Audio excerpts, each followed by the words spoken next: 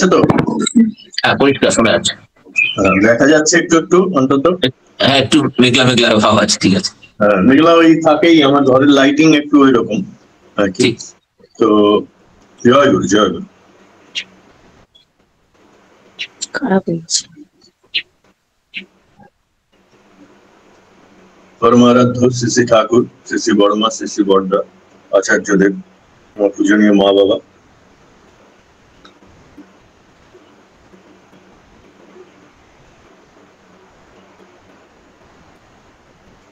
সবাইকে প্রণাম জানিয়ে আজকের বিষয় হচ্ছে একাগ্রতা। একাগ্রতা সম্বন্ধে সব থেকে প্রথমে এটা জানা দরকার যে একাগ্রতাকে অন্য কি নামে জানা যায়।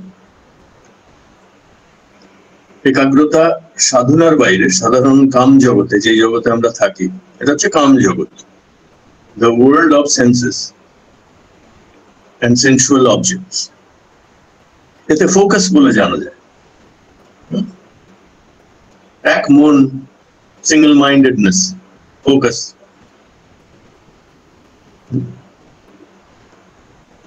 মনোযোগ, যোগ ইত্যাদি বলে জানা যায়। এই সব কিছু হচ্ছে একাগ্রতারই অন্য অন্য নাম। বোঝা গেল তো? ফোকাস, যেই বলছি ভাই ফোকাস করো, কোচ বলছে বা শিক্ষক বলছে মনোযোগ দিয়ে পড়ো, তার মানে একাগ্রতা নিয়ে পড়ো।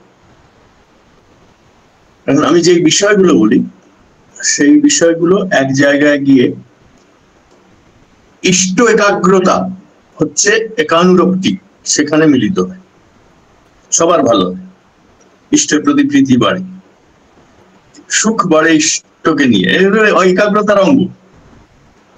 তো ওপরের জগতে একটু ধ্যান, ভজন, আধ্যাত্মিক এবং ভক্তি জগতে একাগ্রতার নাম হচ্ছে সমাধি।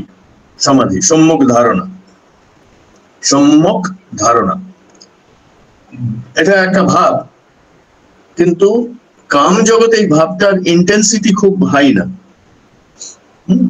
যেমন এমনি সূর্যের আলো গায়ে এসে লাগলে সেটার উত্তাপ কতটা আমরা ধরতে পারি না। একটা আতশ কাঁচ দিয়ে যদি ওই রে গুলোকে কনসেন্ট্রেট করি, এই পরীক্ষাটা অনেকেই করেছেন এবং বাড়িতেও অনেক সময় হয়। অনেক সময় বায়ু বা মেঘ এমন ভাবে থাকে যে অনেক সময় সূর্যের আলোটা একটু কনসেন্ট্রেটেড হয়ে আসে, সেদিন খুব গরম লাগে, খুব গরম লাগে। এই যে যখন খুব গরম লাগে, তখন একটা কারণ হচ্ছে যে বাতাবরণ থেকে যে সূর্যের আলোটা আসছে, ওটা আরো একাগ্র, কনসেন্ট্রেট হয়ে আসছে,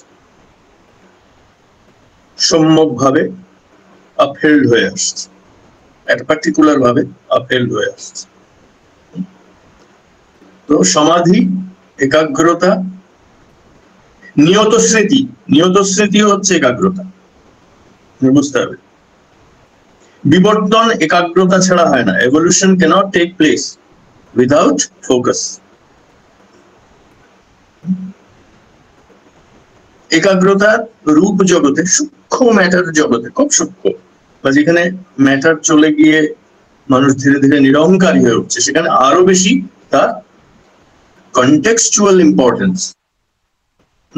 বোঝা গেল তো? যে ছেলে, এই যে অপূর্ব এত সুন্দর গান গায়, ওর মধ্যে অন্যান্য যারা ওই বয়সী ছেলে মেয়ে, তাদের থেকে একাগ্রতা একটু বেশি।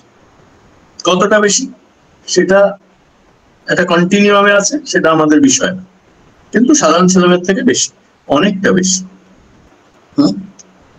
যারা একটা বিষয় খুব সহজে বুঝতে পারে, কঠিন বিষয়, আইনস্টাইন যেমন বুঝতে পেরেছিলেন যে ম্যাটার আর এনার্জি ইন্টারচেঞ্জেবল, খুব সহজে ধরতে পেরেছিলেন। একাগ্র মনের পরিচয়।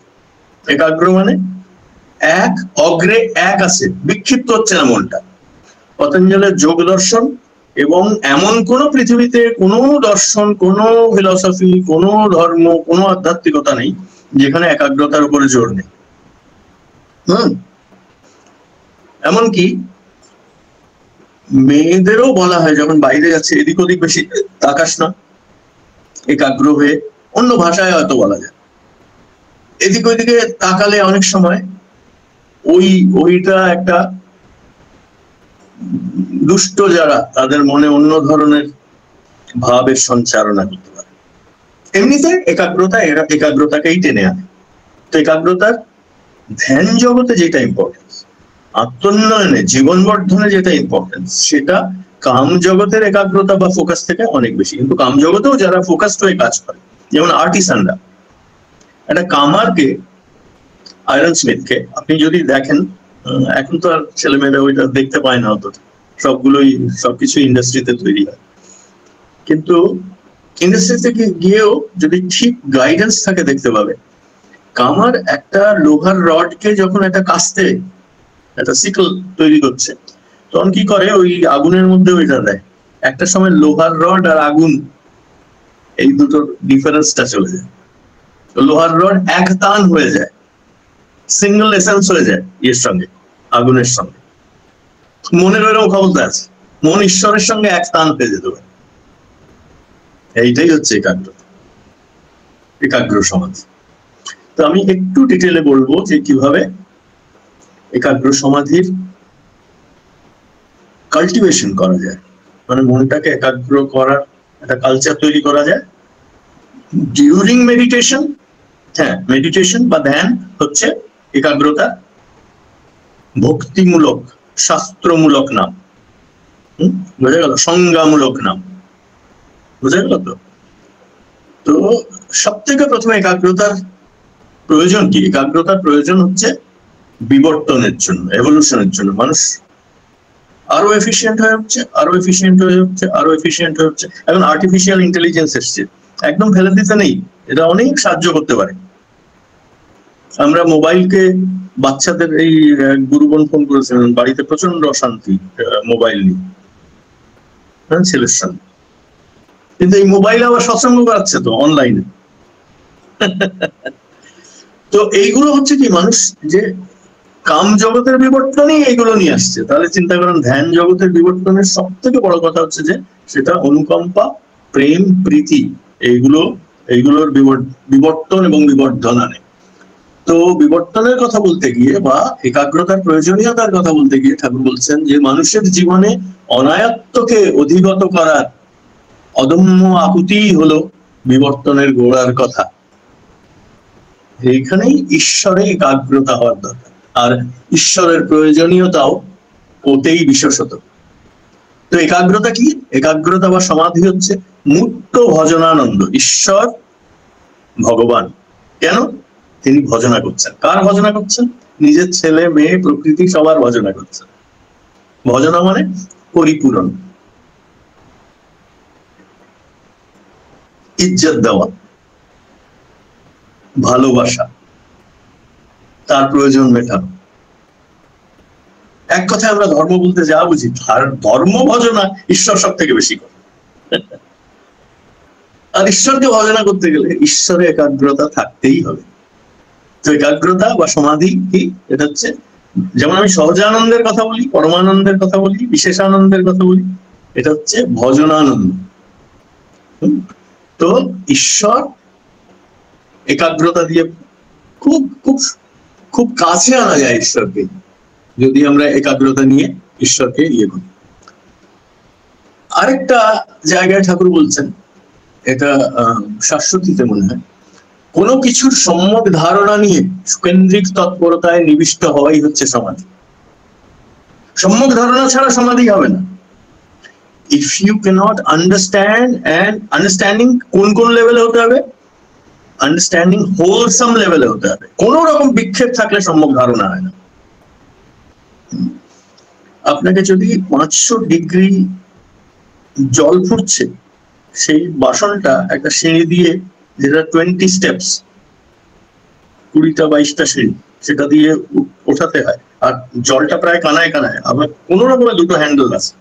এক ফোঁটা জল যদি আপনার গায়ে পড়ে, মানে সেখানে একেবারে হয়ে যাবে, পুড়ে ঘা হয়ে যাবে। সেটা নিয়ে ওঠার সময় যেরকম কনসেন্ট্রেশন দরকার, অন্তত ততটা। এটাকে সম্যক ধারণা বলে। ধারণ করছি বিক্ষেপহীন ভাবে। স্মৃতির বিক্ষেপ হচ্ছে না। কিসের বিক্ষেপ হচ্ছে না? স্মৃতির বিক্ষেপ হচ্ছে না, সুখের বিক্ষেপ হচ্ছে না, প্রীতির বিক্ষেপ হচ্ছে না। কুলনেস, কুল হেডেডনেস, যেটা মানুষকে কিউরিয়াস করে তোলে, যেটা মানুষকে বুদ্ধিমান করে তোলে, যেটা মানুষের চিত্তকে উন্নত করে, সেই রকম। তো বলছেন সুকেন্দ্রিক তৎপরতায় সম্যক ধারণা নিয়ে নিবিষ্ট হয়ে হচ্ছে সমাধি।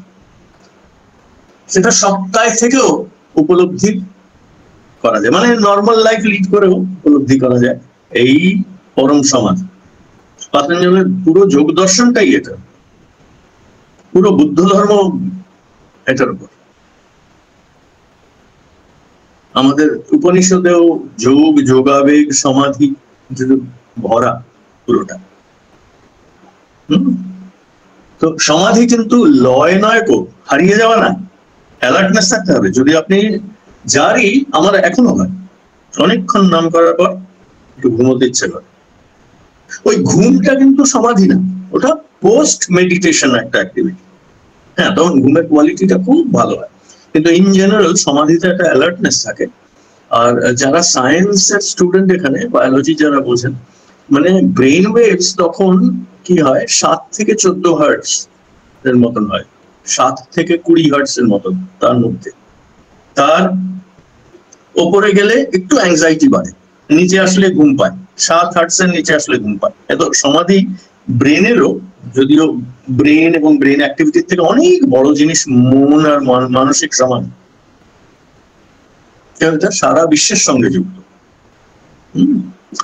তো সমাধি কিন্তু লয় নয়, ঠাকুর বলছেন, মানে অজ্ঞ চেতনা বা 2 lakhs বা স্লিপি স্টেট অফ মাইন্ড না, একটু মনে রাখতে হয়।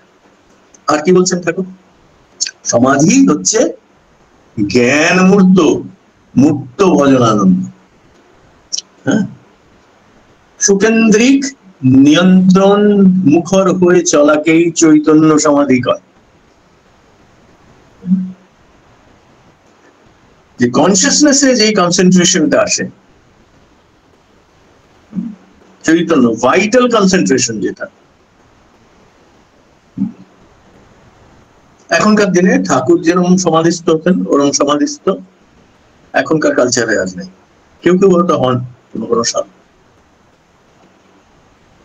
ওইটা ওই রকম অবস্থায় গিয়ে আবার নর্মালসিতে ফিরে আসা অনেকের জন্যই কঠিন। আর এখন আরেকটা প্রবলেম হচ্ছে যে সাইকিয়াট্রিক ট্রিটমেন্ট করে দেবে ওইরকম যদি সমাধি হয়। সে যদি খুব তার বাড়ির থেকে সাপোর্ট না থাকে, পরিবেশে, এখন মানুষ এত ব্যস্ত হয়ে গিয়েছে নিজেকে নিয়ে, যে ওইরকম পরম সমাধি যেখানে চৈতন্য বা চিত্ত পার করে সমাধি হচ্ছে, চৈতন্যের মধ্যে, চেতন সমাধির মধ্যেই মানুষ থাকলে, এখনকার মানুষ মানে খুব ডিপলি কনসেন্ট্রেট করে যখন একটা জিনিস উপলব্ধি করতে, সেই সময় তাকে খোঁচালেও সে ইয়ে করবে না, রাখবে না, কারণ তার অপ্রাপ্য আর কিছু নেই। মাইন্ডের এমন একটা শান্ত অবস্থা সমাধি, এত সুন্দর একটা অবস্থা, ভীষণ সুন্দর একটা অবস্থা, রিল্যাক্সড। কি কি রিল্যাক্সড?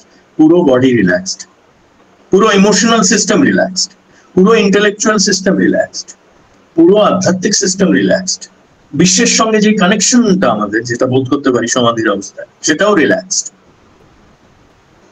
এই রিল্যাক্সেশন আর কোনো অবস্থায় পাওয়া যায় না, একমাত্র সমাধি এবং চেতন সমাধির সঙ্গে পাওয়া যায়। তো সুকেন্দ্রিকতা আর নিয়ন্ত্রণ থাকতে হবে, বিক্ষেপ থাকলে চলবে না।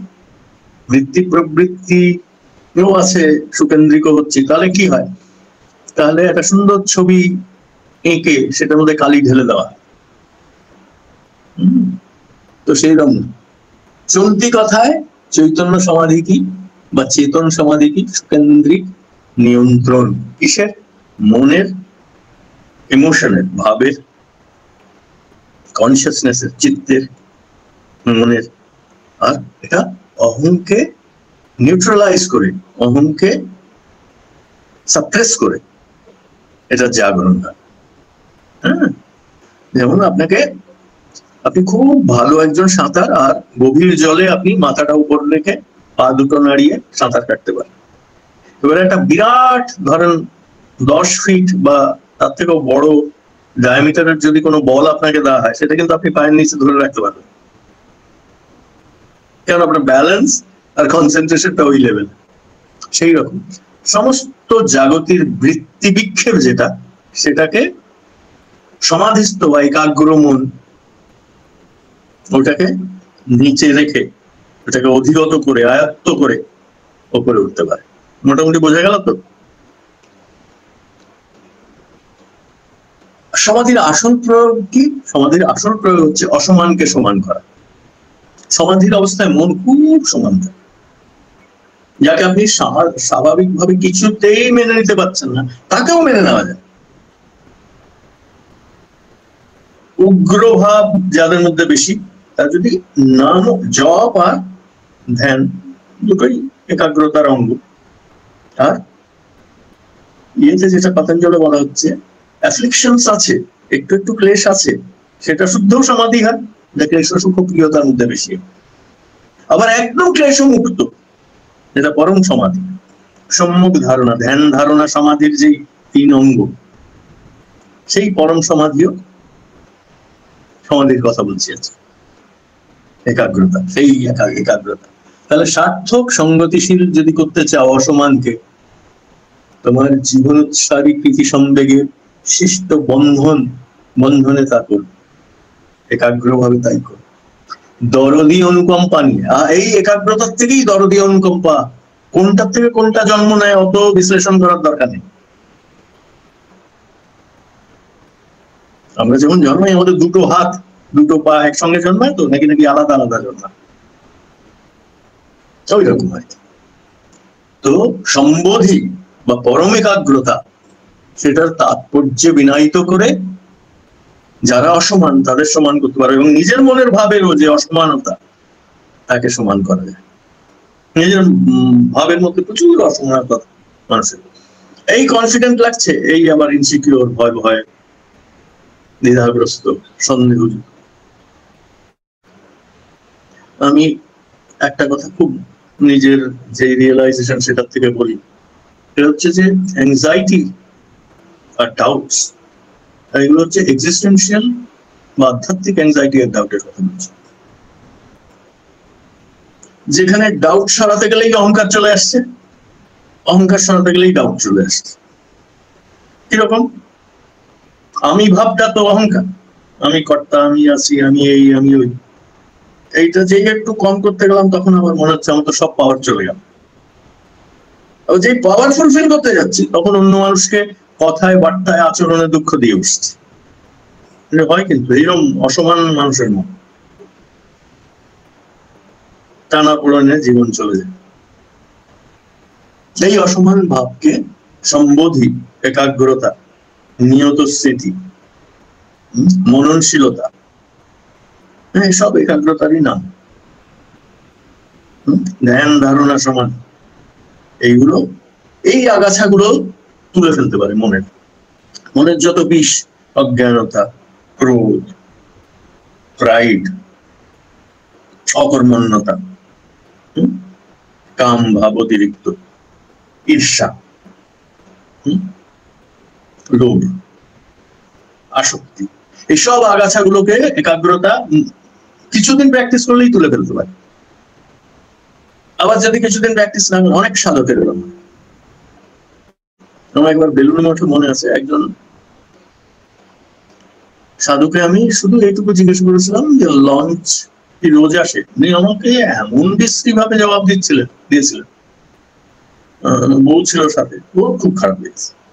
তারপরে আমি একটু দূরের সরে গিয়ে হঠাৎ এই যে পেরিফেরাল ভিশনটা আছে, নরম দৃষ্টিটা, বাইরে সবটা দেখে, এটা দিয়ে দেখছিলাম ও সবার সঙ্গে এইভাবে কথা বলছিলেন।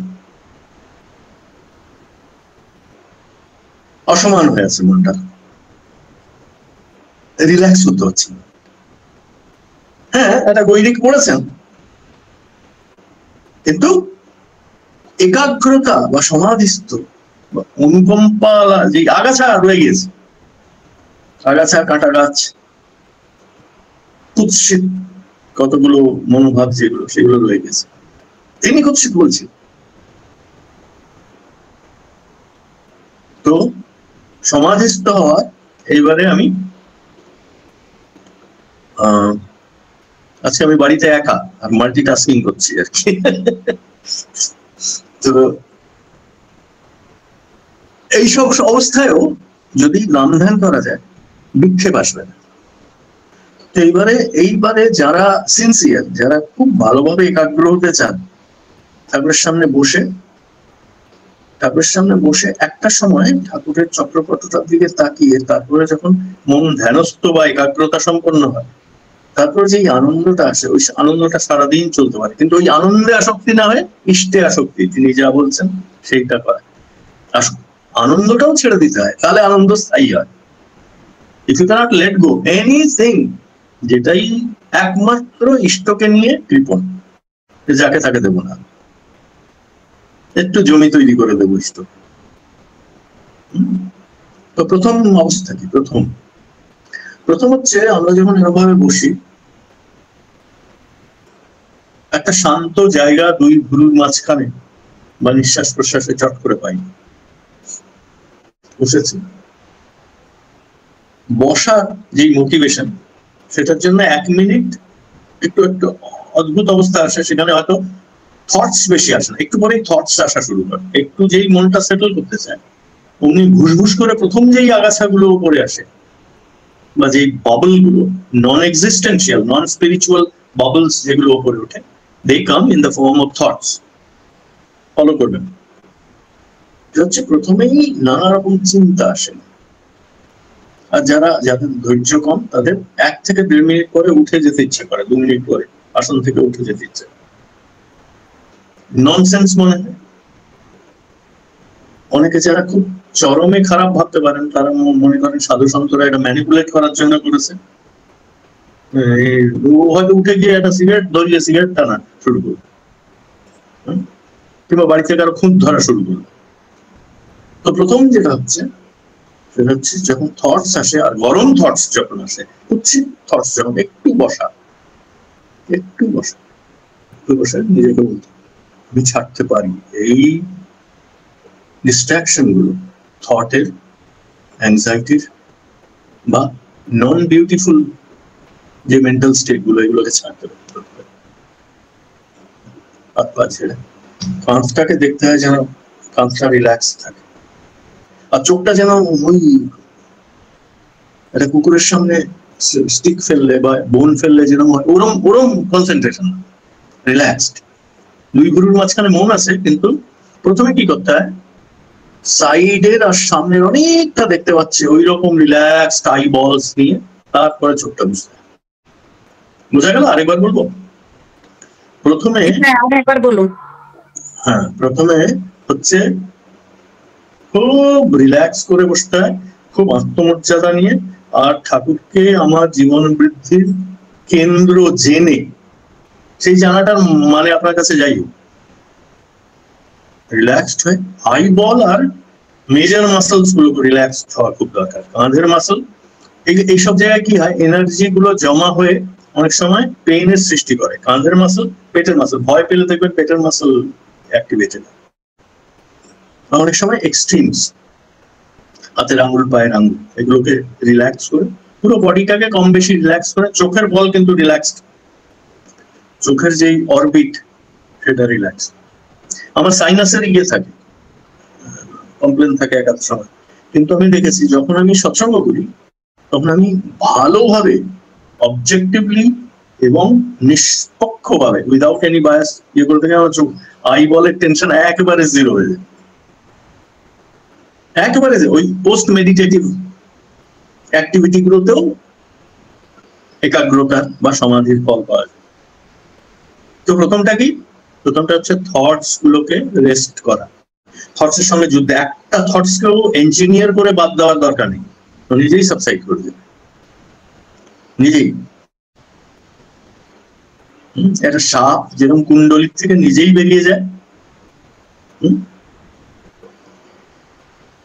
জল ঘোলা হলে খানিকক্ষণ পরে জলের ময়লাগুলো, কাদার যে কণাগুলো, সেগুলো যেমন নিচে বসে যায় এবং জলটা পরিষ্কার, জল খাওয়াও যায় অনেক সময় ওইরকম।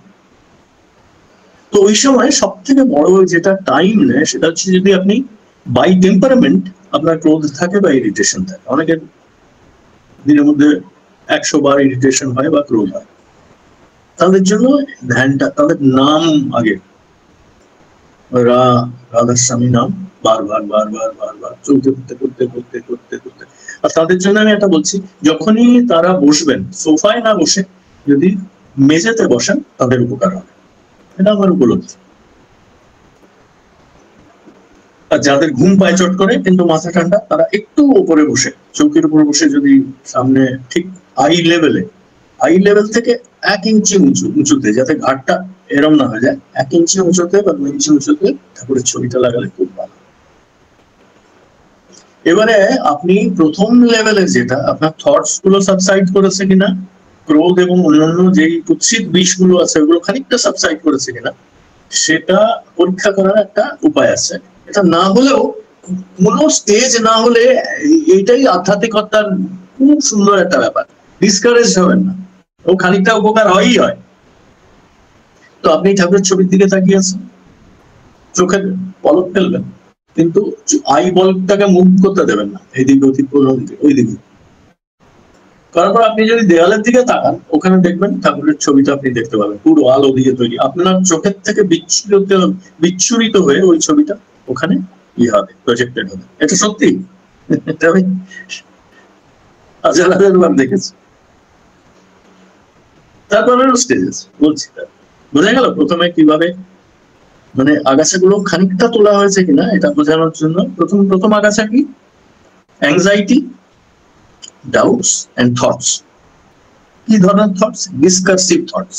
এগুলো অ্যাংজাইটি আর ডাউটস তৈরি করে, ওগুলোকে লেট গো করা। লেট গো করা মানে ওর সঙ্গে লড়াই করা, ওর সঙ্গে কথা বলা, don't get involve in those thoughts. কেন? ওটা জলের ময়লার মতো নিচে সেটেল করছে, মেঘের মতো পাস করছে। একটা পাখি উড়ে চলে যাচ্ছে নীলাকাশ, পাখি যখন উড়ে চলে যায় তারপর শুধু নীলাকাশটাই তো থাকে, ওই রকম অবস্থা হবে।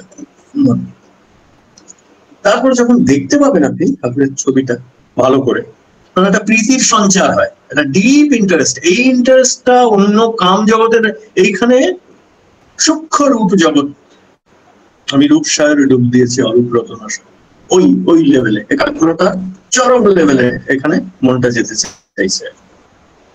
এটা এমনি ভাবে হতে পারে, আবার অনেকের 10-12 বছরও লাগতে পারে, দুটোই টেম্পারমেন্টের উপর। যারা একটু জ্ঞানের দিকে ঝোঁকা বেশি, একাগ্রতা তাদের স্বাভাবিকভাবেই আসে। যারা ভক্ত কর্মময় তাদের একটু পরে আসে, আর যাদের আইকিউ কম, ইকিউ কম, তাদেরও আসে, একটু অনেক টাইম লাগে, অনেক বছর টাইম লাগতে হয়। তাদের জন্য জব করা খুব ভালো, জব। আর খানিকক্ষণ পর যদি নামটা আর হচ্ছে না কিন্তু খুব রিল্যাক্স লাগছে, এটা হচ্ছে অনামী অবস্থা।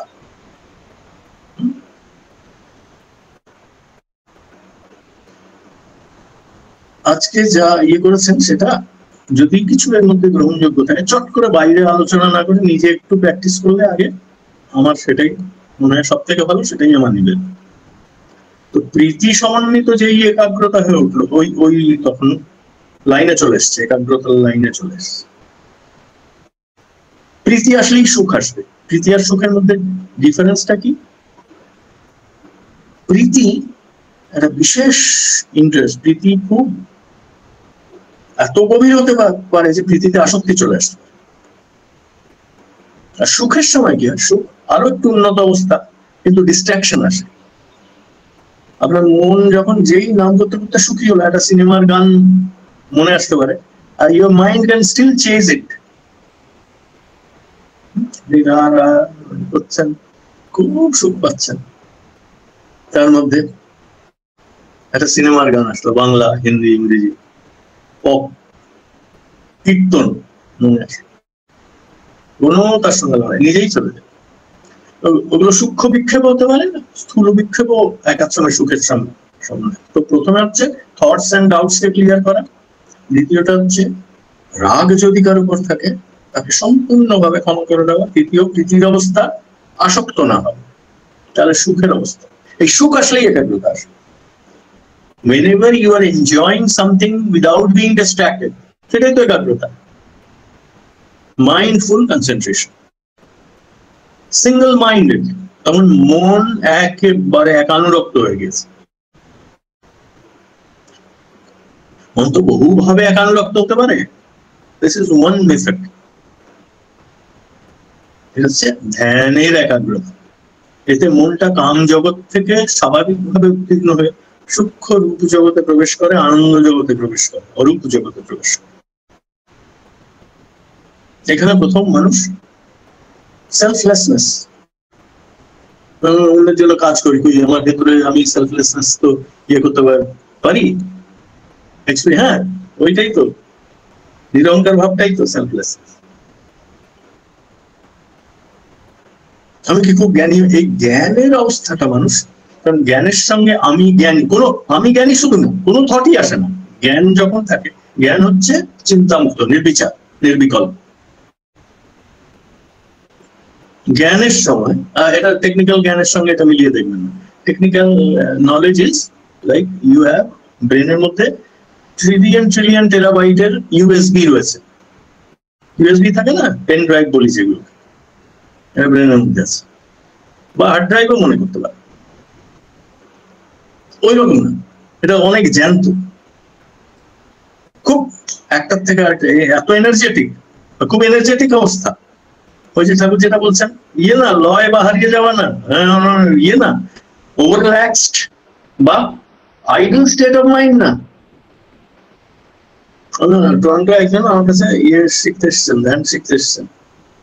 কেমন চোখ বুঝছিল, আপনি কি দেখেন বলে কানগুলো ঘুমো করে আর অন্ধকার দেখে। নানা রকম এক্সপিরিয়েন্স হয় মানুষের চোখ বুঝে।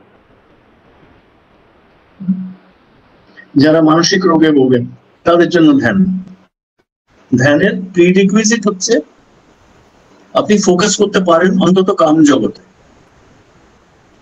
একটা সুন্দর জিনিস দেখে সেটাকে ভালো করে দেখতে ইচ্ছে করে, সেই সময় মা যদি ডাকে আয় কেন, এটা একটু দেখছি, ওটা হচ্ছে একাগ্রতা, কাম জগতের একাগ্রতা। আর ধ্যান জগতের একাগ্রতা হচ্ছে গলায় সাপ দুলিয়ে দিচ্ছে কেউ,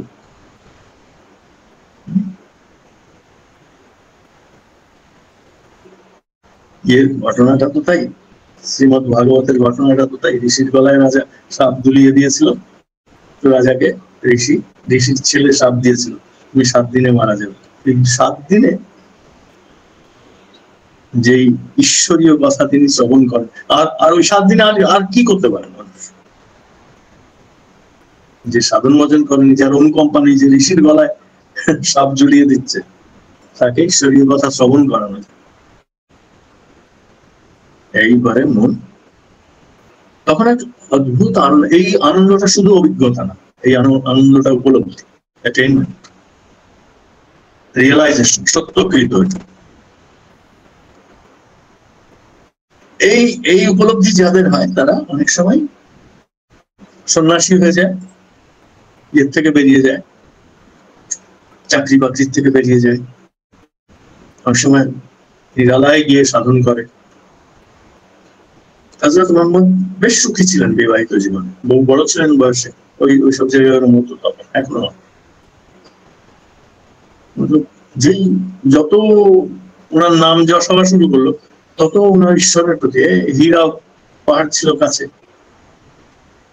সেন্ট্রাল মক্কা যেখানে কাবা, তার থেকে অল্প কাছে, খানিকক্ষণ হাঁটলে, ঘন্টা 2 হাঁটলে ওইটা এখানে পৌঁছে যায়। ছিল না, আছে, কেভ ছিল, সেটা বলছি, গুহা ছিল, ওখানে গিয়ে বসে বুদ্ধ ঘর দোধ ছেড়ে বেনারসে চলে এসে অরূপ সমাধি অব্দি, অরূপ একাগ্রতা অব্দি ওখানে শিখে, তারপরে অরূপের ওপরে যে অবস্থাগুলো সেগুলো তিনি অ্যাটেন্ড করেছেন। ঠাকুর আর্য ঋষিদের যে পরম চৈতন্যের সমাধি, সেটা তার বারবার ভাব সমাধি হতো, বারবার একটা সময় ঘন ঘন ঘন ঘন। রামকৃষ্ণদেবের তাই, চৈতন্যদেবের।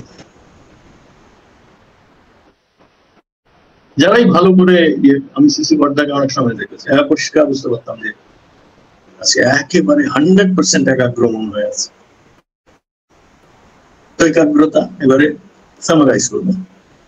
একাগ্রতা হচ্ছে বিবর্তনের মূলের একটা আধ্যাত্মিক ফোর্স। আধ্যাত্মিক এই জন্য বলছি, পুরো মন দিয়ে ওটা বোঝা যায় না, পুরো মেটেরিয়াল নলেজ দিয়ে ওটা বোঝা যায় না, এটা বোঝার জন্য হৃদয় লাগে।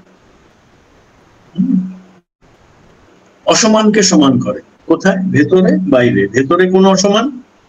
একটা আমাদের ভালো ভাব, অনুকম্পার ভাব, কেন্দ্রিত ভাব। আর অসমান ভাব কি? কাম, ক্রোধ, লোভ, মোহ, অজ্ঞানতা ইত্যাদি অসমান। রূঢ় ব্যবহার। ভেতরে বাইরে অসমান ভাব কি?